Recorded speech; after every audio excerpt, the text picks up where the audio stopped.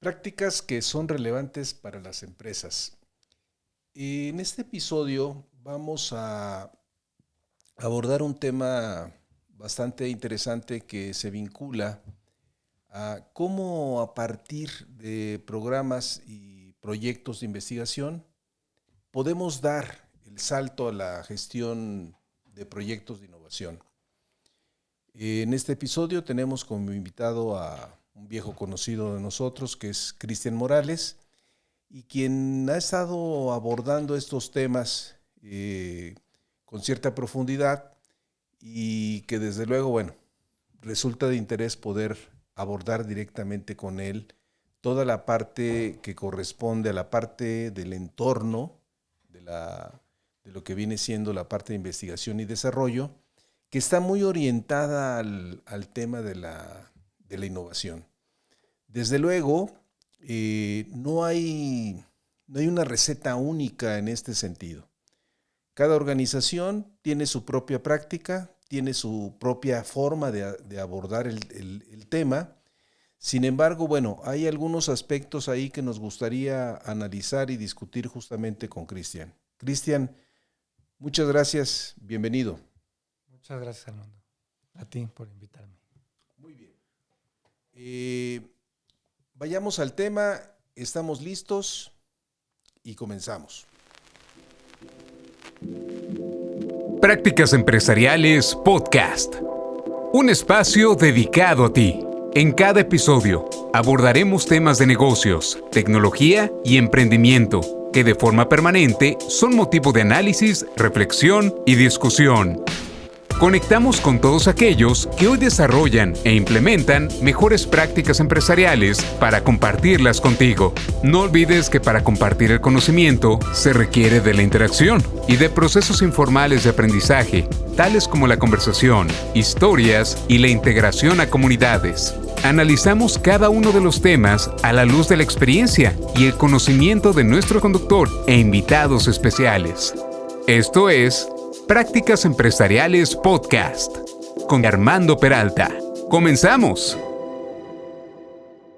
Bien, Cristian, aprovechando que estás por acá con nosotros y de nueva cuenta darte la bienvenida, ¿sientes tú que las organizaciones actualmente están haciendo, al menos las organizaciones con las cuales tú normalmente tienes contacto, están haciendo un buen esfuerzo en la parte de investigación y desarrollo? ¿Son pocas o es un fenómeno un tanto aislado? ¿Cómo estás viendo todo este proceso de investigación y desarrollo antes de entrar propiamente a lo que es la parte de innovación? Pues creo que ha ido en aumento la posibilidad de observar cómo las organizaciones le dan pie y le dan pauta a la investigación y el desarrollo. Evidentemente no es algo nuevo, ni creo que hoy en día sea distinto a anteriormente. Sin embargo, pienso que hoy tenemos la posibilidad de estar un poco más cercanos a las innovaciones dada la rapidez con la que éstas se van dando. Y yo que he tenido la posibilidad y la fortuna de administrar diferentes proyectos y que de pronto inciden en innovaciones y en emprendimientos, me doy cuenta que los ecosistemas van creciendo de una manera vertiginosa. Y yo no dudo que esté gestándose propiamente en cualquier parte del mundo una serie de sistemas de innovación muy interesantes en muchos aspectos y curiosamente hoy pues tengo la oportunidad de vivir muy de cerca los ambientes pues médicos, ¿no? Farmacéuticos, biomédicos, biotecnológicos, y que con todo lo que hemos vivido en los últimos 2 años, pues se antoja como importante, ¿no? Como que te da esa curiosidad que de pronto estemos preparados para cosas como las que hemos vivido hoy en día, ¿no? Muy bien. Mencionas ahí un tema que en principio suena interesante, que es la parte de los ecosistemas. Muchas de las veces algunos especialistas plantean tanto un tema de lo que viene siendo propiamente un ecosistema empresarial, más orientado hacia la parte de dar un impulso a la práctica del emprendimiento, o bien de un ecosistema orientado a la parte de la innovación. Soy un convencido, no sé cuál sea tu punto de vista, de que estos ecosistemas cambian mucho cuando ya los vemos a la luz de un país a otro, ¿no? Es correcto. Tal vez a lo mejor los distintos ecosistemas de emprendimiento y de innovación, por poner y voltear a ver a nuestros vecinos del norte, sean totalmente distintos a lo que vendrían siendo los ecosistemas de emprendimiento y de innovación en nuestro país, en México, ¿sí?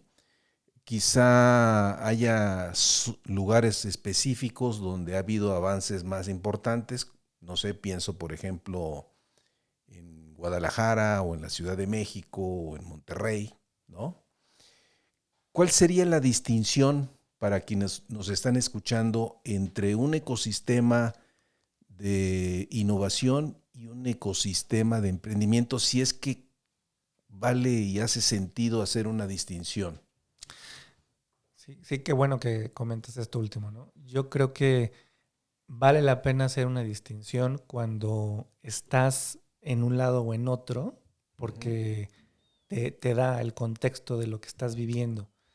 Sin embargo, están, yo creo que íntimamente relacionados, o eso debería de ser, ¿no? Un país, mientras más ligado esté su ecosistema de innovación con el ecosistema del emprendimiento, creo que hay la posibilidad de hacer mucha sinergia.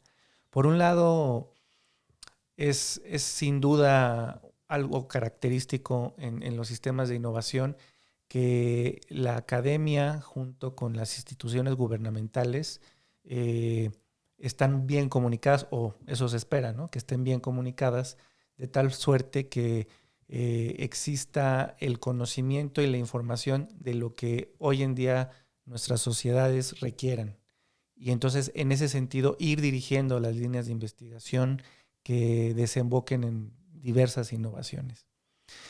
Y por otro lado, los ecosistemas de emprendimiento toman ese conocimiento que se gesta en estos sistemas de innovación y de alguna manera hacen ese enlace, un enlace, yo diría que así como lo vemos de bote pronto, un enlace que requiere de prácticas de gestión adecuadas para tener una buena obtención del conocimiento que del lado de la investigación se obtenga.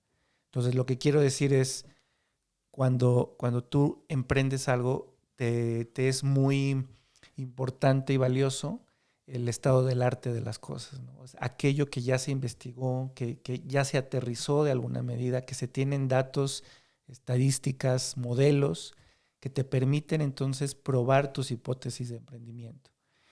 Y por otro lado, los sistemas de innovación no se dejan de nutrir de lo que hoy en día los ecosistemas de emprendimiento pues van dando señales de lo que sí va aprovechando el mercado, de lo que necesita el mercado, y entonces es interesante y es virtuoso, ¿no? Ese enlace entre las dos.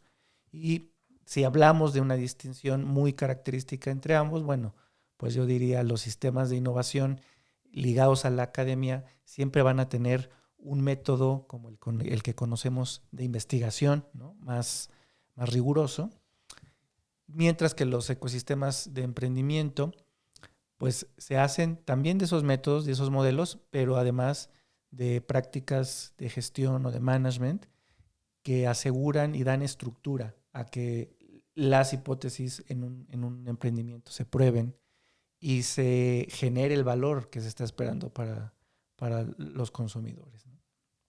Bien, si quisiéramos ver, por ejemplo, estos sistemas o estos ecosistemas de los cuales hemos hecho referencia en términos de, llamémosle, nivel de madurez, ¿dónde estarían las áreas de oportunidad de nuestros ecosistemas a nivel nacional? Es muy interesante. Yo creo que a título personal considero lo que he vivido y obtengo conocimiento en el medio en donde me desenvuelvo. Yo creo que algo que destacaría es todavía esa brecha que existe entre la academia y las fuentes de empleo de las organizaciones que ofertan tanto servicio como productos.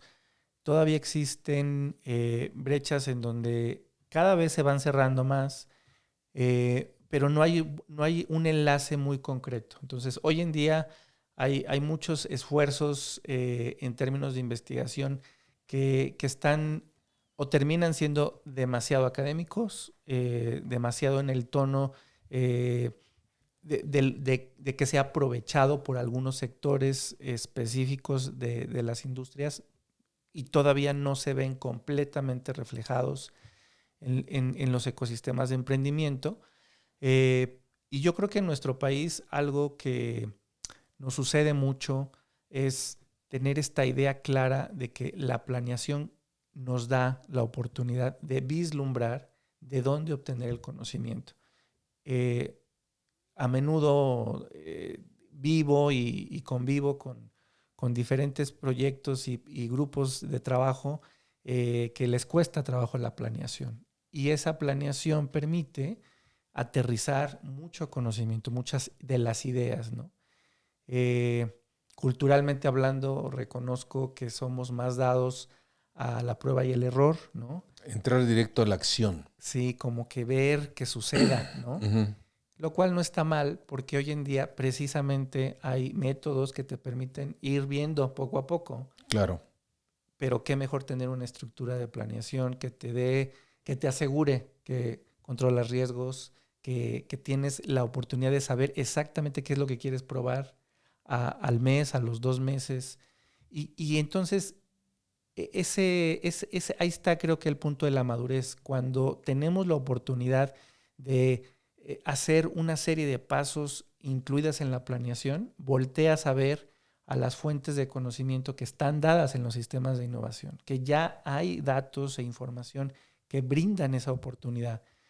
Mientras que cuando agilizamos en sobremedida las cosas y planeamos de una manera fast track, tenemos ese riesgo.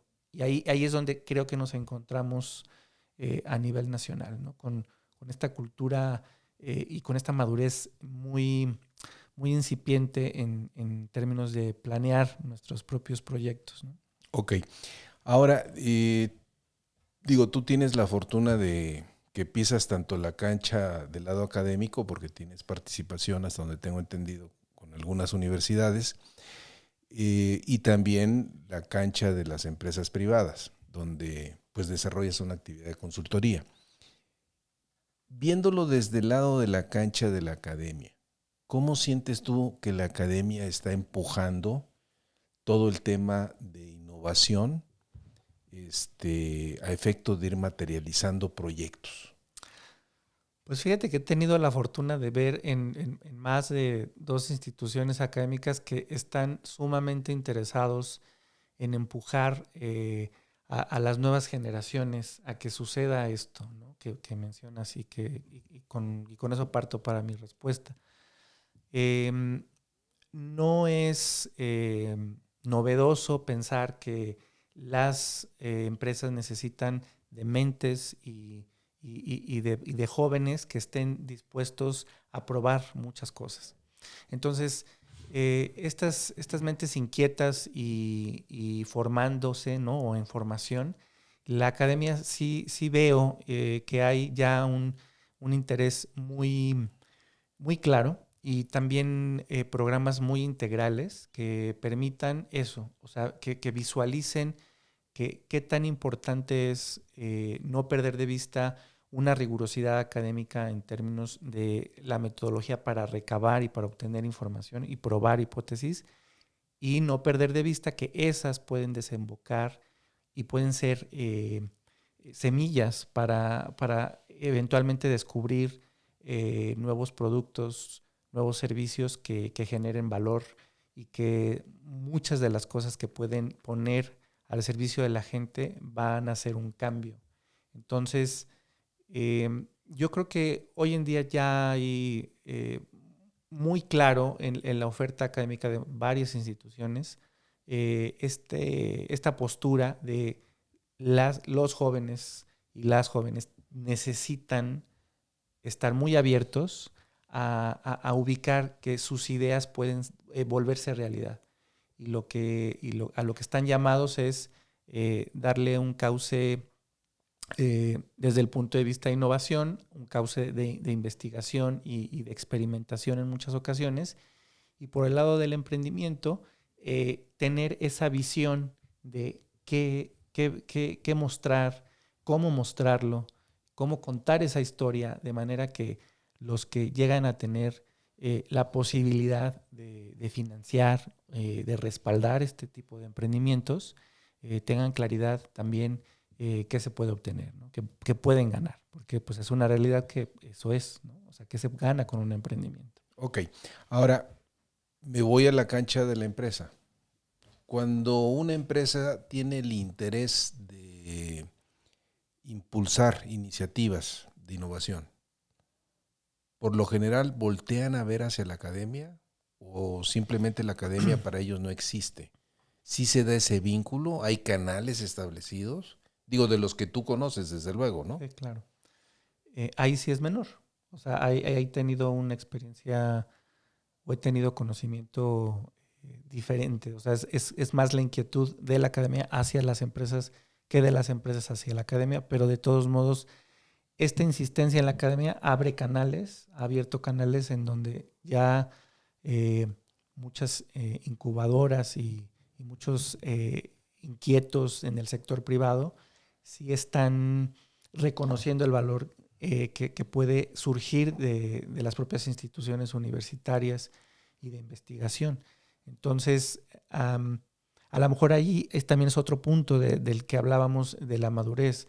Las organizaciones tienen que reconocer que parte de cualquier ciclo de vida de proyecto está ligado a diferentes actores, a diferentes involucrados que no necesariamente están dentro de la organización, sino que están afuera en la academia formando parte del sector, ¿no? Las universidades están muy dispuestas y están haciendo, me parece, un esfuerzo por formar parte de todos los sectores productivos a nivel nacional e internacional. Y entonces, en ese sentido, las organizaciones tienen que estar como mucho más ávidas, más informadas de cómo aprovechar eso, ¿no? Entonces, sí, ahí sí creo que todavía tenemos que caminar un poco, pero insisto, los canales se están abriendo y ahí están.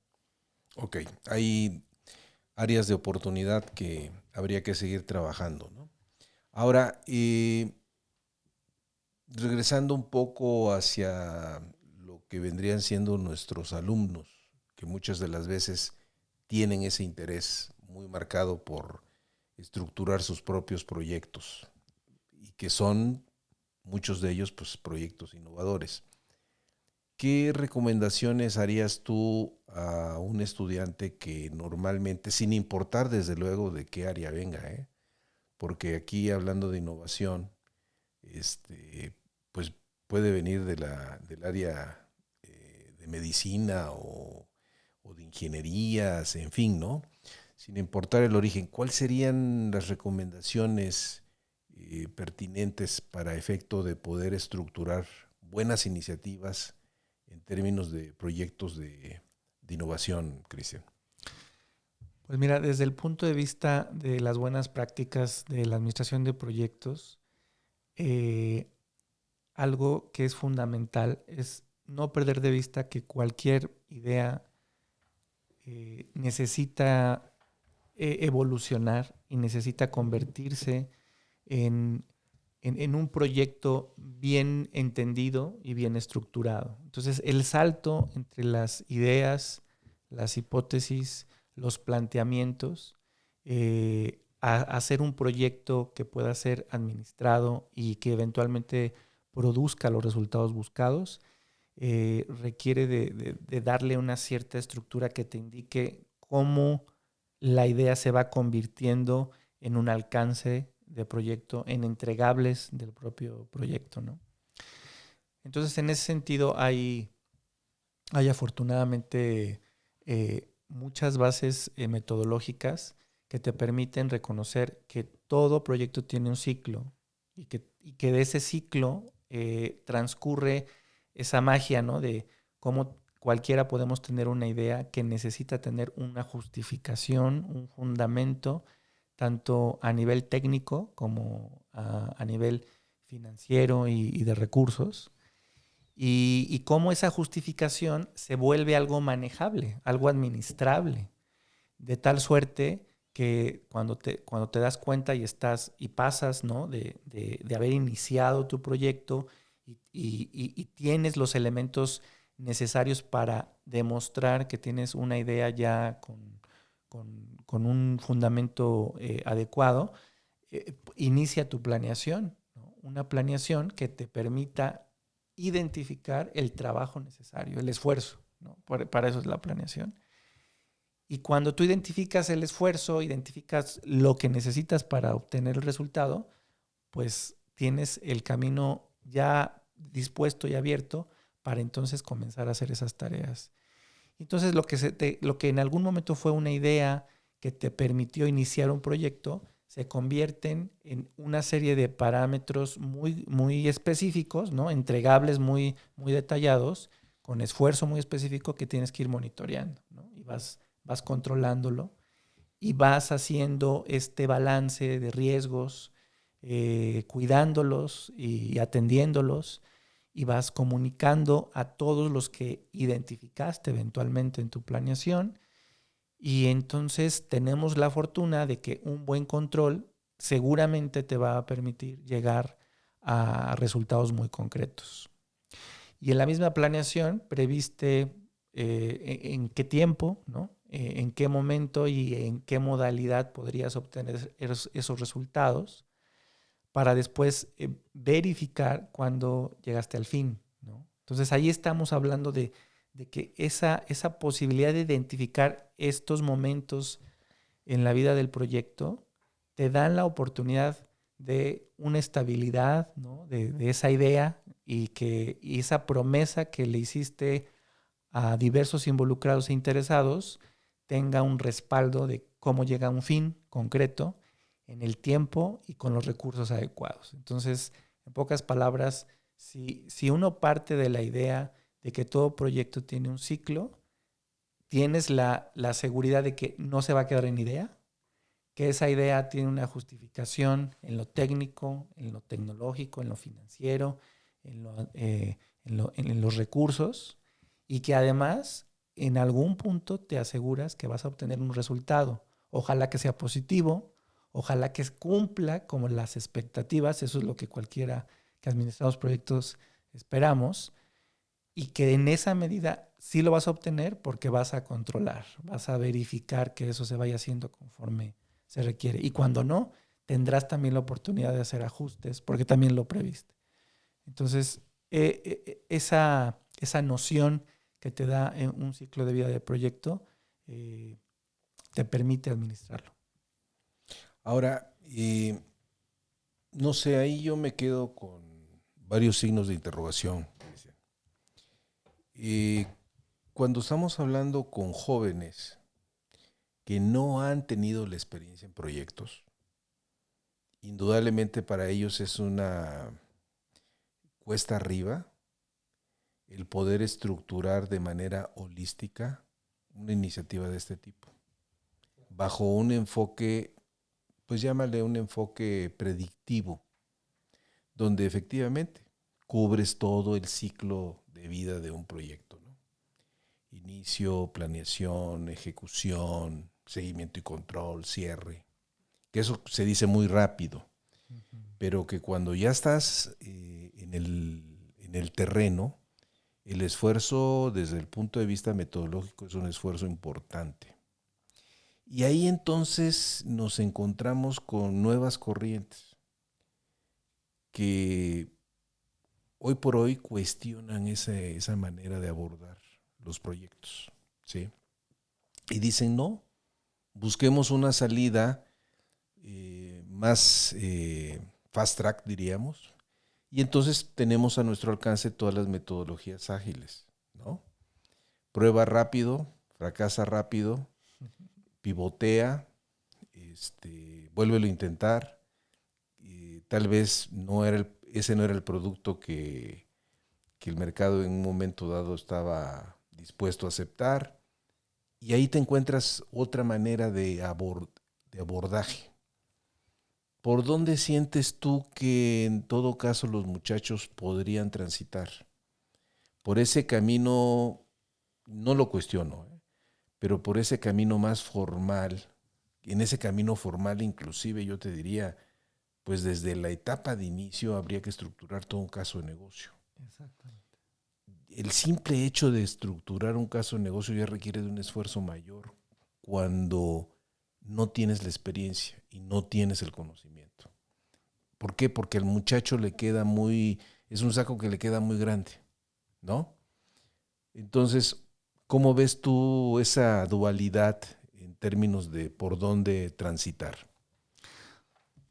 Muy interesante, Armando. Yo creo que voy a primero a abordar esto último que mencionas o sea, ¿qué deberían de hacer aquellas personas, aquellos alumnos, aquellos jóvenes que pareciera que son ajenos, ¿no? a este mundo de las buenas prácticas y de las metodologías de administración de proyectos? Ahí fíjate que hace mucho sentido el no perder de vista que el tener la oportunidad de abordarlo desde un punto de vista de proyecto de investigación, te da la pauta para reconocer que puedes tener una buena idea y qué bueno es que esa buena idea esté respaldada ¿no? Y entonces los sistemas de innovación y de investigación te respaldan esa justificación. Y ahí es donde tocas este punto y ahí es donde yo comenzaría. Esa justificación les va a permitir a cualquier persona que busque darle vida a un proyecto y llevarlo de principio a fin, hacer un caso de negocio, que como bien mencionas es una herramienta básica y que también para algunos puede ser a lo mejor un poco desconocida, ¿no? o como muy simple, pero es una herramienta que te permite, como decías tú, de una manera holística, tomar en cuenta todo lo que tienes a la mano para recomendar, justificar, establecer por qué tu idea tiene futuro, por qué podría convertirse eventualmente en un proyecto y dejar de ser una simplemente idea. Sí, déjame decirte ahí en apoyo a lo que mencionas. Desde luego que contar con un buen caso de negocio bien elaborado te permite ahora sí que acudir a un foro y poder defender tu idea. Exacto. Con todos los elementos, ¿sí? Desde el punto de vista técnico, económico, financiero, en fin, todo el soporte porque ya corriste escenarios, en fin, ¿no? Exacto. Que no es así tanto cuando nada más tienes agarrado con alfileres la idea. Exacto. Y cuando la idea se ve sometida a toda una serie de interrogantes, pues lo único que quedan son los alfileres y el papelito donde estaba plasmada la idea, pues desaparece. Uh-huh. Pero adelante, perdón. Sí, y entonces se vuelve como de una manera muy natural, muy orgánica, cuando estás armando ese caso de negocio, te permite, cuando menos te das cuenta, pasar de una iniciación, que era lo que me comentaba hace un momento, de una iniciación a una planeación.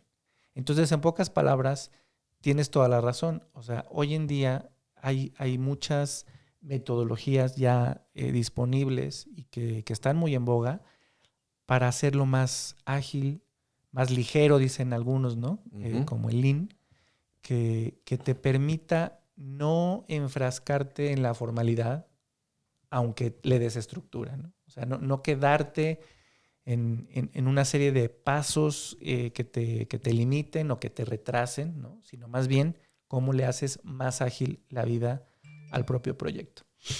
Entonces, en ese sentido, creo que es fundamental que cuando ya están en ese punto de armar un caso de negocio, tienen, digamos, yo pienso que tienen el 60% avanzado para ya saber qué van a planear.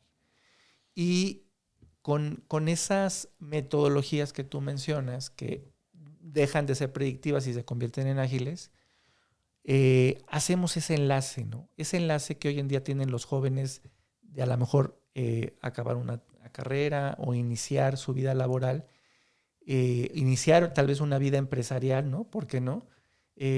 Ahí es donde hacen ese enlace, o sea, ese paso de formalizar y de aterrizar esas ideas con pasos metodológicos muy básicos y de verdad no complicados, le permiten entonces darle esa estructura al propio proyecto y pasar a la planeación y de ahí a la ejecución y al control y eventualmente el cierre.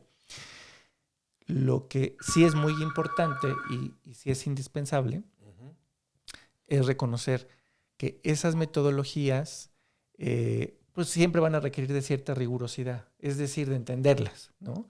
Y no tienen que ser pues necesariamente engorrosas, sino sencillamente tienes que entenderla y poder aplicarla. Eso te va a permitir y te va a dar confianza de saber los pasos que tienes que seguir, ¿no? Entonces, para las personas que de pronto están a punto de emprender algo y que tienen una buena idea, que saben que puede ser una buena idea, claro que no les dejamos de recomendar que sigan esas directrices que dan las mejores prácticas, simplemente para elevar las probabilidades de que alguien voltee y los apoye y les dé la oportunidad, vaya, de respaldar esos proyectos. Correcto. Ya para ir cerrando, Cristian, este es un tema inacabable prácticamente, ¿no? Sí. Algunas recomendaciones clave para los jóvenes que hoy tienen ese interés de poder estructurar sus proyectos de innovación. ¿Cuáles serían algunas recomendaciones prácticas y algunas fuentes que ellos pudieran en todo caso también consultar, que a veces son de mucha utilidad también, ¿no? Sí. Bueno, yo creo que una recomendación que es pero es muy, muy importante, es que tengan siempre presente que cualquier idea, ahora que mencionabas esto de probarla, de pivotearla y de fracasar, cualquier idea que tengan tiene su propio ciclo, tiene su evolución y precisamente de eso hablábamos, ¿no? De que las ideas den el salto a dejar de ser ideas o iniciativas a convertirse en proyectos. Entonces, la recomendación es que siempre tengan presente que evolucionan y que en la medida en que evolucionan se transforman. Entonces, que nunca se frustren porque no se parezca a lo que inicialmente pensaron, ¿no? Claro. Y que tengan esa seguridad de que a lo que van a evolucionar va a ser algo bueno con ese método y esa rigurosidad, ¿no? Y recomendar, yo actualmente pienso que algo que viene muy bien tanto en sistemas de innovación como en ecosistemas de emprendimiento, pues son estos enfoques metodológicos de aligerar y de adelgazar pues todos los pasos que siempre llevamos a cabo los que somos muy metódicos, pero que le viene bien a la mayoría porque son accesibles, porque son fáciles, ¿no? Y me refiero precisamente a los enfoques de Lean o de Lean, que permiten entender de manera muy sencilla cosas que son a veces abstractas y no tan fáciles de comprender, y que, como tú bien decías, decimos muy fácil un ciclo de vida de proyecto, en realidad hay mucho que está involucrado ahí de por medio, pero Lean permite hacer muy accesible ese conocimiento. Entonces, no dejaré de recomendar esos enfoques. Hay bastantes, ¿no? Tanto desde metodología de innovación propiamente Lean, pasando por administración de proyectos Lean y estando en esos enfoques de startups Lean que permea, ¿no? Ese enfoque de aligeramiento y de adelgazamiento permea y permite que sea mucho más disponible las formas en cómo puedes llevar a cabo, administrar este tipo de iniciativas, ¿no? Hay por ahí un libro que ya es un clásico, no sé si lo recomendarías, el famoso libro del Manual del Emprendedor de Steve Blank. Ah, sí, claro. Sí. No sé si lo Sí, sería... sí, yo lo recomiendo, claro. Sí, Ok, ahí también muy práctico. tienen otro texto interesante, no tan novedoso desde luego, pero que no deja de ser una buena fuente de información. Sí, es una buena referencia. ¿No? ¿Algo más que quisieras agregar, Cristian, de nuestra charla? Simplemente dos cosas. La primera es nunca hay que tenerle miedo a innovar. Decían por ahí un libro, ¿no? Innovar o morir. Y yo creo que hay muchos jóvenes que tienen muy buenas ideas y que merecen ver la luz. Y como les digo, a lo mejor no como se las imaginan en un principio, sino dejarlas que se transformen y evolucionen. Entonces, que tengan pues sí, esa convicción de verlas evolucionar y de verlas crecer. Eso creo que me parece que es muy importante y que de pronto pues da a veces un poco miedo, ¿no? De ver así a mucha distancia que sí se pueda, que sí se logre, que sí se haga realidad, pero hay que empezar y hay que intentarlo.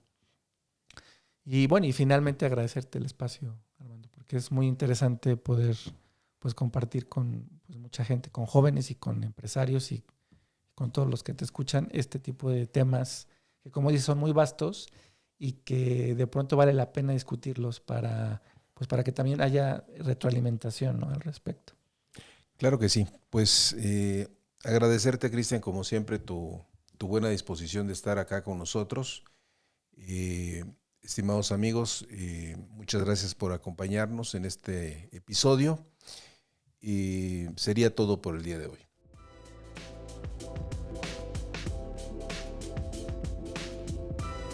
Finalmente, amigos de la audiencia, soy Armando Peralta y no olviden que si tienen interés en enviarnos algún mensaje, lo pueden hacer en la siguiente cuenta de correo: practicasempresarialespodcast@gmail.com. O bien, si les ha gustado este podcast, hagan clic en seguir. Les recuerdo que este episodio ya está también disponible en la plataforma de YouTube, al igual que en las plataformas especializadas de podcast. Nos escuchamos en el siguiente episodio.